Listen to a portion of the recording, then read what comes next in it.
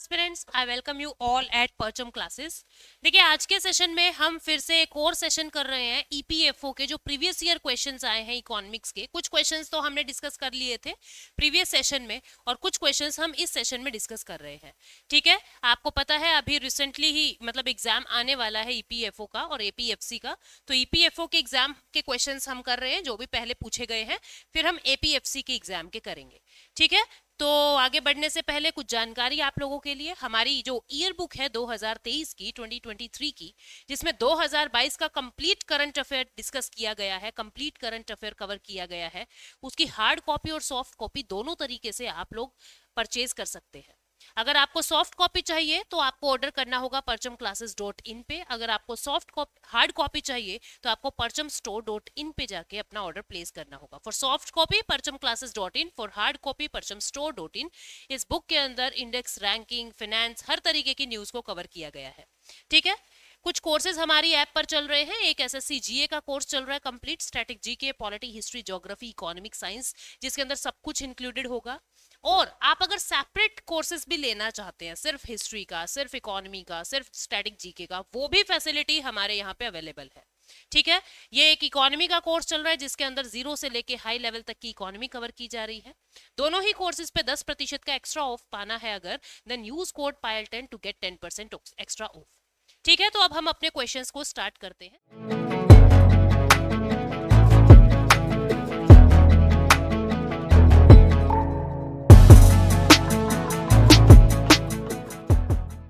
सबसे पहला क्वेश्चन क्या कह रहा है?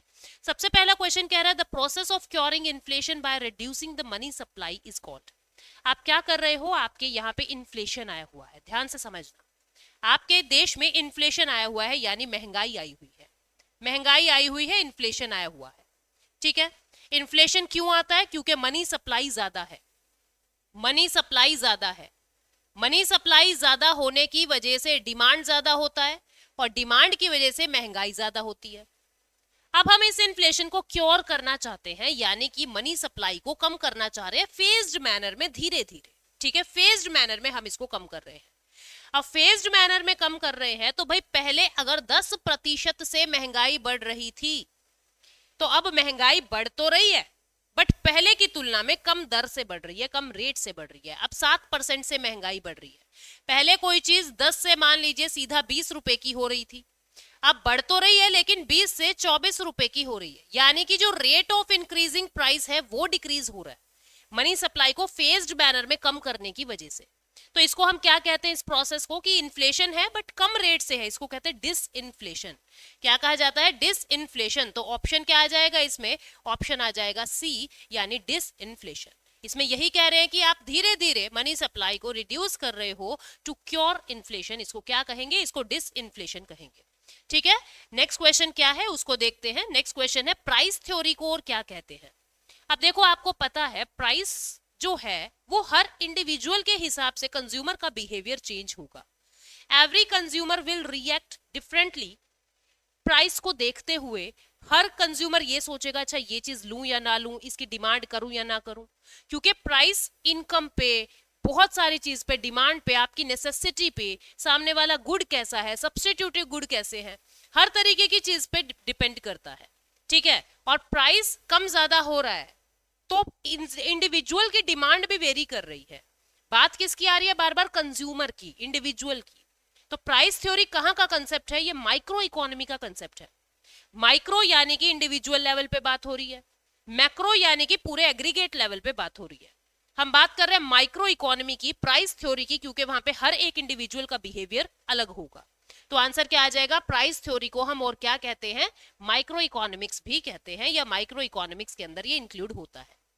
अगला क्वेश्चन है the outcome of devaluation of currency. मुद्रा के अवमूल्यन का प्रभाव पूछ रहा है वो। अब मैंने आपको बहुत डिटेल में बताया था कि डिवैल्यूएशन से क्या होता है। एक तो एक्सपोर्ट बढ़ता है और इंपोर्ट महंगा हो जाता है, इंपोर्ट का एक्सपेंडिचर बढ़ जाता है। पहले आप अगर 10 रुपए लगा के कोई सामान बाहर से ला रहे थे तो अब आपको 50 रुपए खर्च करने पड़ रहे हैं कोई सामान लाने के लिए दूसरे देशों से। ठीक है, तो डिवैल्यूएशन में एक्सपोर्ट इंक्रीज हो जाता है। ठीक, increased export and improvement in the balance of payment. increased export and foreign reserve deficiency, increased import, not increased import, increased export and import, no. ये क्या कह रहे हैं? इंक्रीज्ड एक्सपोर्ट, यहां तक तो ये दोनों ठीक है. Improvement in the balance of payment, बिल्कुल सही बात है, हमारे बैलेंस ऑफ पेमेंट में भी इंप्रूवमेंट आता है, क्योंकि बैलेंस ऑफ पेमेंट में क्या होता है, हमें एक्सपोर्ट ज्यादा करना है. ठीक है, तो इससे क्या होगा, बैलेंस ऑफ पेमेंट भी जो है वो हमारा सुधरेगा. 1991 में जब हमारे यहाँ क्राइसिस आ गए थे तो हमने अपनी करेंसी को डिवैल्यू कर दिया था. क्यों कर दिया था? बिकॉज हमें बैलेंस ऑफ पेमेंट के क्राइसिस को अच्छा करना था, सुधारना था. और आज तक भारत 3 बार अपनी करेंसी को डिवैल्यू कर चुका है, 1949, 66, 91. अब बहुत सारे बच्चे सोच रहे होंगे डिवैल्यूएशन होता क्या है, तो ये मैं फिर से नहीं बताने वाली, मैंने बहुत बार बता दिया है ऑलरेडी आपको इन सीरीज में. आप प्लीज जाइए इंटरनेशनल मार्केट वाली वीडियो पे, जो मैंने इकोनॉमी के बेसिक कंसेप्ट जहां करवाए हुए हैं 34 वीडियो वाली प्लेलिस्ट में, परचम क्लासेस की ऐप पे ही आपको प्लेलिस्ट मिल जाएगी, और आप वहां पे देखिए डिवैल्यूएशन, डेप्रिसिएशन, रिवैल्यूएशन, एप्रिसिएशन ये क्या होते हैं. ठीक है, तो इसका आंसर क्या आ जाएगा? ए. इससे एक्सपोर्ट भी इंक्रीज हो रहा है और हमारा बैलेंस ऑफ पेमेंट भी इंप्रूव हो रहा है. अगला क्वेश्चन क्या कह रहा है? In the law of demand, the statement other things remain constant means. ये क्या कह रहा है? हम क्या कहते हैं लॉ ऑफ डिमांड में? हम लॉ ऑफ डिमांड में कहते हैं कि on increasing price demand will fall down. On increasing price demand will fall down. Goods and services के प्राइस अगर इंक्रीज हो रहे हैं, डिमांड कम हो जाएगी, बशर्ते अजम्पशंस लेते हैं अदर थिंग्स रिमेन कांस्टेंट. अगर बाकी चीजें जो है वो कांस्टेंट रहे, अदर थिंग्स रिमेन कांस्टेंट, बाकी चीजें कांस्टेंट रहे, तभी ये फॉर्मूला पूरा होगा. जल्दी से जाके उस प्लेलिस्ट में देखना, थ्योरी ऑफ डिमांड बताया है मैंने. ठीक है, तो ये अदर थिंग्स में क्या क्या होता है? इंसान की इनकम कांस्टेंट होनी चाहिए. ठीक है, तभी ये रोल लगेगा, वरना नहीं लगेगा. इनकम कांस्टेंट होनी चाहिए. सब्स्टिट्यूटिव गुड्स जो है, उसके रिलेटिव गुड्स जो है, उनका प्राइस कांस्टेंट होना चाहिए. ठीक है, इंसान के टेस्ट को हम वेरी नहीं कर रहे हैं, टेस्ट जो है वो कांस्टेंट रहेगा. ठीक, तो ये सब बातें जो है, टाइम कांस्टेंट रहेगा, टेक्नोलॉजी कांस्टेंट रहेगी, इन सब चीजों को हम कंसीडर करते हैं, पहले प्री अजम्पशन करते हैं, उसके बाद ये लॉ जो है वो फुलफिल करता है. तो हमने क्या देखा? Income should not change, price of other goods यानी सब्स्टिट्यूटिव गुड्स, रिलेटिव गुड्स के प्राइस चेंज नहीं होने चाहिए, taste of consumer should not change. ये सारी ही चीज प्री अजम्पशंस ली जाती है अगर आपको थ्योरी ऑफ डिमांड में लॉ ऑफ डिमांड को पूरा करना है. तो आंसर क्या आ जाएगा? All of the above. ठीक है, नेक्स्ट क्वेश्चन क्या कह रहा है? नेक्स्ट क्वेश्चन कह रहा है scheduled bank have to be registered with. जितने भी शेड्यूल्ड कमर्शियल बैंक हैं, जितने भी प्राइवेट बैंक हैं, पब्लिक सेक्टर बैंक है, फॉरेन बैंक्स हैं, उन सबको आरबीआई के पास खुद को रजिस्टर करवाना पड़ता है. तो आंसर क्या आ जाएगा? RBI, reserve bank of India. ठीक है, आंसर आ गया RBI, reserve bank of India. Next question कहता है which of the following is not viewed as national debt. इसमें से किसको नेशनल डेट नहीं कहेंगे? ठीक है, राष्ट्रीय कर्ज क्या नहीं होगा? Long term government bonds. अब तुम समझो, सरकार ने बॉन्ड जारी किए हैं, आप उसमें पैसा लगा रहे हो, तो सरकार उधार मांग रही है ना लंबे समय के लिए, ये तो नेशनल डेट होगा. नेशनल सेविंग सर्टिफिकेट्स, आपने किसान विकास पत्र खरीद लिए, इंदिरा विकास पत्र खरीद लिए पोस्ट ऑफिस से, लगभग 100 महीनों के लिए यानी 8 साल 4 महीने के लिए आप पैसा सरकार को दे देते हो, वो भी एक तरीके का कर्जा है. प्रोविडेंट फंड, आप प्रोविडेंट फंड में पैसा डाल रहे हैं, प्रोविडेंट फंड में पैसा डाल रहे हैं मींस आपने सरकार को पैसा दे दिया कि इतने समय के लिए आपके पास है, फिर उसके बाद हम इसको निकलवा लेंगे. तो प्रोविडेंट फंड भी सरकार का कर्जा होता है. लेकिन जब आप कोई इंश्योरेंस खरीद रहे हैं, वो पॉलिसी सरकार के कर्जे में नहीं आती. ठीक है, वो एक तरीके का इंश्योर किया है आपको, वो आपने कोई उधार नहीं दिया है सरकार को. तो आंसर क्या आएगा इसका? लाइफ इंश्योरेंस पॉलिसी, ये आ जाएगा. ये नेशनल डेट नहीं है. ठीक है, it is not viewed as national debt. Next question है excise duty on a commodity is payable with reference to its. मतलब एक्साइज ड्यूटी कब पे की जाती है? एक्साइज ड्यूटी, एक्साइज टैक्स कब पे किया जाता है? आपको पता है एक्साइज प्रोडक्शन पे लगता है. भारत में पिन से लेके प्लेन तक कुछ भी बन रहा है उसके ऊपर एक्साइज ड्यूटी लगेगा. ठीक है, आज के दिन बहुत सारी चीजों पे जीएसटी लगता है, लेकिन petrol, diesel, CNG, aviation turbine fuel, crude oil और अल्कोहल, इन चीजों पे यानी लिकर, इन चीजों के ऊपर आज भी एक्साइज लग रहा है. अदरवाइज हर चीज पे अब जीएसटी लगा दिया है, लेकिन एक्साइज किस पे लग रहा है? प्रोडक्शन के ऊपर लगता है. तो आंसर क्या आ जाएगा? प्रोडक्शन. ठीक, उसके बाद अगला क्वेश्चन क्या कह रहा है, the data collection for national income estimation is conducted in India by. Bharat के अंदर जो डाटा कलेक्शन का काम है, नेशनल इनकम के लिए जो डाटा कलेक्शन का काम है, वो कौन करता है? अगर यहाँ पे आपको सीएसओ दिखता कहीं पे तो हम पक्का सीएसओ ही लगाते, लेकिन कलेक्शन ऑफ डाटा का काम कौन करता है? सारा डाटा कलेक्ट करता है एनएसएसओ, चाहे वो अनएम्प्लॉयमेंट का है, चाहे वो पॉपुलेशन का है, चाहे वो पॉवर्टी का है, और चाहे वो नेशनल इनकम का है। सारा का सारा डाटा कैलकुलेट करने का काम होता है नेशनल सैंपल सर्वे ऑर्गेनाइजेशन का। इसको 1950 में बनाया गया था, ठीक है, 1950 में। लेकिन होता क्या है, जनवरी 2021 के अंदर या 2020 में एनएसएसओ और सीएसओ इन दोनों को मर्ज कर दिया गया है और अब एक नया डिपार्टमेंट बना दिया है एनएसओ। हमें अभी तो यहाँ पे दिखाई दे रहा है एनएसएसओ लिखा हुआ है तो हम ये ऑप्शन लगाएंगे, अदरवाइज अगर ऑप्शन में एनएसओ दिया होता तो हम एनएसओ, क्योंकि पुराने क्वेश्चन है तो इसमें एनएसएसओ आपको दिखाई दे रहा है, तो आंसर क्या आ जाएगा? National sample survey organisation. अगला क्वेश्चन क्या कह रहा है? अगला क्वेश्चन कहता है countries balance of trade is unfavourable when. अब मैंने आपको balance of payment crisis, balance of trade crisis ये सब कराए थे, करंट अकाउंट डेफिसिट। ये कह रहा है बैलेंस ऑफ ट्रेड जो है वो अनफेवरेबल कब होगा? कंट्री का बैलेंस ऑफ ट्रेड अनफेवरेबल कब होगा? जब आपका एक्सपोर्ट जो है वो तो कम हो रहा है और इंपोर्ट ज्यादा हो रहा है। इंपोर्ट ज्यादा हो रहा है, इट मींस हमको पेमेंट ज्यादा करनी पड़ रही है। हमको हमने बाहर निकाल दिए 300 रुपए और देश में आए हैं केवल 100 रुपए, तो हमको 200 रुपए का बैलेंस ऑफ ट्रेड का डेफिसिट हो जाएगा, ट्रेड डेफिसिट हो जाएगा 200 रुपए का। तो यानी जब एक्सपोर्ट कम है, इंपोर्ट ज्यादा है, import exceeds export, import exceeds export, ठीक है, तब बैलेंस ऑफ ट्रेड अनफेवरेबल हो जाएगा। उसके बाद अगला क्वेश्चन कह रहा है the annual record for all the monetary transaction of a country with other countries of the world is known as. Annual record मैंने आपको एग्जांपल दे दे के बताया था कि अमित शाह ने डोनाल्ड ट्रंप को कुछ पैसे दिए, जैकलिन ने अक्षय कुमार को कुछ पैसे दिए, किसको बैलेंस ऑफ पेमेंट में गिनेंगे, किसको नहीं गिनेंगे। बैलेंस ऑफ पेमेंट की डेफिनेशन ही ये होती है monetary transaction between India and rest of the world. हमारे देश के बीच में और दुनिया के बाकी देशों के बीच में जितना भी मॉनेटरी ट्रांजैक्शन होता है उसको बैलेंस ऑफ पेमेंट कहते हैं, और इसको मेंटेन करने का काम होता है आईएमएफ का। आईएमएफ के पास सारे खाते बने हुए हैं, किस देश ने किसको कितना दिया है, कितना लिया है। तो आंसर क्या आ जाएगा? Balance of payment, answer C यानी बैलेंस ऑफ पेमेंट। ठीक है, नेक्स्ट क्वेश्चन की तरफ हम बढ़ते हैं। नेक्स्ट क्वेश्चन क्या कह रहा है? नेक्स्ट क्वेश्चन कहता है ग्रेशम लॉ क्या है? ग्रेशम लॉ ने ये कहा था good money bad money derives out, bad money derives out good money from market, good money from market। ये बैड मनी कह रहा है किसको?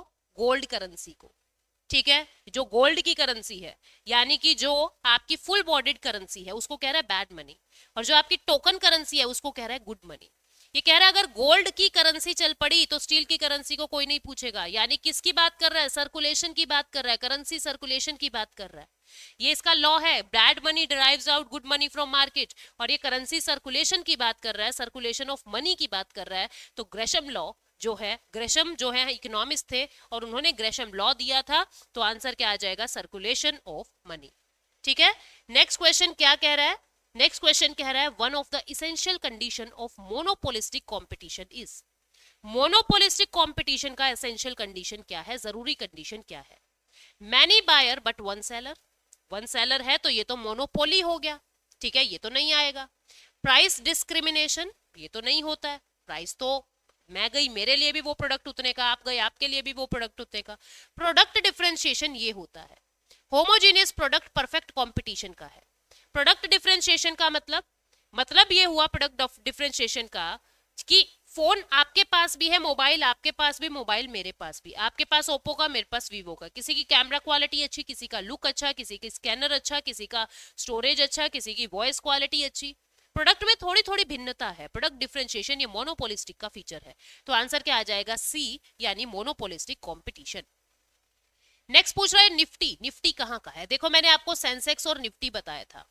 सेंसेक्स तो बताया था ये टॉप 30 कंपनी को इंक्लूड करता है और ये बॉम्बे स्टॉक एक्सचेंज वाले रिलीज करते हैं, बीएससी रिलीज करता है। जो निफ्टी है, निफ्टी 50, निफ्टी में टॉप 50 कंपनीज को इंक्लूड किया जाता है और नेशनल स्टॉक एक्सचेंज का ये इंडेक्स है, नेशनल स्टॉक एक्सचेंज। तो आंसर क्या आ जाएगा, एनएसई का ये इंडेक्स है निफ्टी, और बीएससी का कौन सा है, सेंसेक्स। एमसीएक्स भी बीएससी का है, ठीक है, जो कमोडिटी मार्केट वाले यूज करते हैं। उसके बाद डीवैल्यूएशन मेक्स इंपोर्ट। डीवैल्यूएशन से इंपोर्ट क्या होगा, महंगा होगा, सस्ता होगा, कुछ फर्क नहीं पड़ेगा, क्या होगा। मैंने आपको बताया है कि डीवैल्यूएशन से इंपोर्ट जो है वो पहले की तुलना में महंगा हो जाएगा।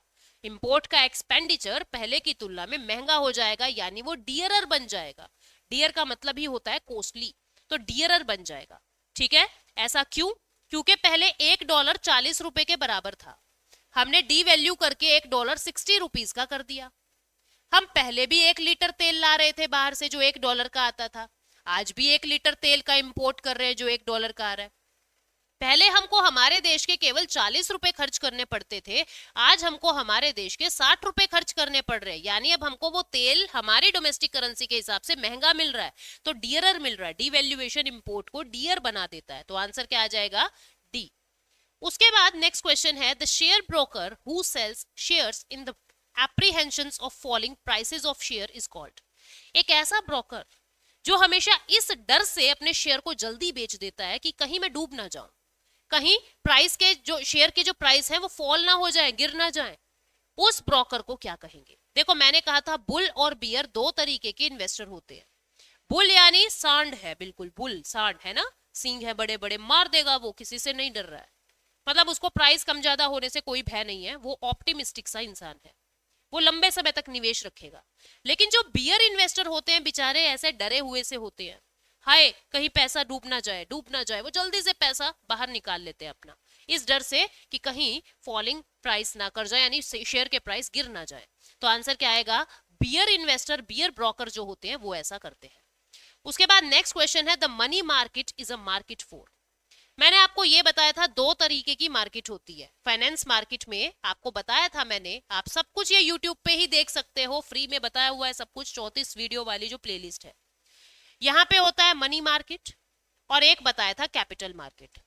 मैंने बताया था जो मनी मार्केट होता है वो शॉर्ट टर्म मार्केट होता है, यानी लेस देन 1 ईयर के लिए अगर आपको लेन देन करनी है तो उसको मनी मार्केट कहते हैं। जैसे repo rate, reverse repo rate, T bill, ये सब क्या है, ये मनी मार्केट है।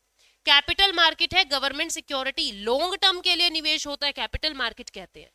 तो जो मनी मार्केट होता है वो शॉर्ट टर्म फंड के लिए होता है, आंसर क्या आएगा, ए short term fund. Next question क्या कहता है, कहता है which of the following results by dividing national income by size of the population. Formula देखो ये क्या कह रहा है, कह रहा है नेशनल इनकम को आप पॉपुलेशन से डिवाइड कर दे। आप क्या कर दें, पॉपुलेशन से डिवाइड कर दें, तो क्या आएगा, तो आएगा क्या बच्चों, आएगा पर कैपिटा इनकम। क्या आ जाएगा स्टूडेंट्स, आएगा पर कैपिटा इनकम, प्रति व्यक्ति आय निकालने का ये फॉर्मूला होता है। तो टोटल नेशनल इनकम को आपने टोटल पॉपुलेशन से डिवाइड कर दिया तो आ गया पर कैपिटा इनकम, ये फॉर्मूला मैंने आपको बताया है, पर कैपिटा इनकम, और यही सबसे बेस्ट तरीका होता है देश की ग्रोथ देखने का। अगला क्वेश्चन क्या कह रहा है, which of the following taxes is such which does not cause a rise in price. इनमें से कौन सा ऐसा टैक्स है जिससे प्राइसेस राइज नहीं होते। अब आप देखो जो इंपोर्ट ड्यूटी है, मतलब आपने कोई देश से सामान मंगवाया और आपने अपने देश में उस पर ड्यूटी लगा दी, इंपोर्ट ड्यूटी लगा दी। वो चीज 10 रुपए का चला था, आपने अपने देश में उस पर ड्यूटी लगा दी 2 रुपए, तो वो चीज 12 रुपए की बिकेगी, यानी कि प्राइस राइज हो गए, ये तो नहीं आएगा। ऑक्ट्रोई, आपका गाड़ी का माल जा रहा था 50 लाख का, अब नाकाबंदी हो रखी है और वहां पे आपसे मान लीजिए 50,000 रुपए ले लिए चुंगी के नाम के, यानी ऑक्ट्रोई के नाम के, तो आपका माल 50,50,000 रुपए का जाके बिकेगा, ये आपकी लागत हो गई है, तो ऑक्ट्रोई से भी प्राइस राइज हो रहे हैं। सेल टैक्स, सेल टैक्स, आपकी शर्ट बनी है 100 रुपए की, आपने जब उसको बेचा तो 10 रुपए सेल टैक्स वाले ले गए, शर्ट कितने की हो गई, 110 की, यानी प्राइस राइज हो गए, प्राइस राइज हो गए, ये भी हमारा आंसर नहीं आएगा। आंसर क्या बचा, इनकम टैक्स। इनकम टैक्स एक डायरेक्ट टैक्स है, ठीक है, आपकी इनकम पे लग रहा है, इसका कोई प्राइस राइज से संबंध नहीं होता, तो आंसर क्या आ जाएगा, बी, क्योंकि उसने यही पूछा है कौन सा टैक्स ऐसा है जिसकी वजह से प्राइस राइज नहीं हो रहे हैं। फिर कह रहा है legal tender money refers to, legal tender money किसको कहते हैं? किसी भी करेंसी को लीगल टेंडर होने के लिए पहले फिएट मनी बनना पड़ता है और it must be acceptable bye all, it must be acceptable bye all. अगर वो करेंसी सभी के द्वारा एक्सेप्ट की जा रही है तो वो लीगल टेंडर है। और ऐसी क्या होती है? आपकी करेंसी, यानी करेंसी और नोट्स जो होते हैं जिनको आरबीआई या सेंट्रल बैंक रिलीज कर रहा है, उसको हम लीगल टेंडर मनी कह रहे हैं। It must be acceptable bye all. इसके बाद नेक्स्ट क्वेश्चन क्या कह रहा है? Who is the lender of the last resort? Who is the lender of the last resort? Lender of last resort कौन होता है? इसका आंसर आप लोग मुझे देंगे। 1 मिनट, ये क्वेश्चन आप लोगों के लिए है कि लेंडर ऑफ लास्ट रिजोर्ट हम किसको कहते हैं बैंकिंग स्ट्रक्चर में? स्टेट बैंक ऑफ इंडिया को, रिजर्व बैंक ऑफ इंडिया को, एक्सिम बैंक को, या यूनियन बैंक को? मैं जानबूझ के आप लोगों के लिए आसान सवाल छोड़ती हूँ क्योंकि मुझे अच्छा लगता है जब आप लोगों के आंसर्स जो है वो अच्छे आते हैं, सही आते हैं। और मैंने ये बताया है आपको फंक्शंस में, किसके फंक्शन में वो आप आंसर बताएंगे, ठीक है, कि लेंडर ऑफ लास्ट रिजोर्ट किसको कहते हैं। जब बैंक बहुत मुश्किल में फंसे हुए हैं तो अंत में कौन उनकी मदद करेगा, वो इसका आंसर होगा। और उम्मीद करती हूँ ये आंसर आप बिल्कुल देंगे, ठीक है। और ये जो क्वेश्चंस थे ईपीएफओ से पूछे हुए हैं, ईपीएफओ में पूछे हुए हैं, जिनको हमने डिस्कस किया। अभी आने वाली क्लास में एपीएफसी के क्वेश्चंस भी हम लोग डिस्कस करेंगे कि कौन कौन से प्रीवियस ईयर क्वेश्चंस जो हैं वो पूछे जा रहे हैं। आई होप आप लोग इसका आंसर करेंगे कमेंट सेक्शन में, ठीक है। मिलते हैं नेक्स्ट सीरीज में। Thank you so much, take care, bye bye.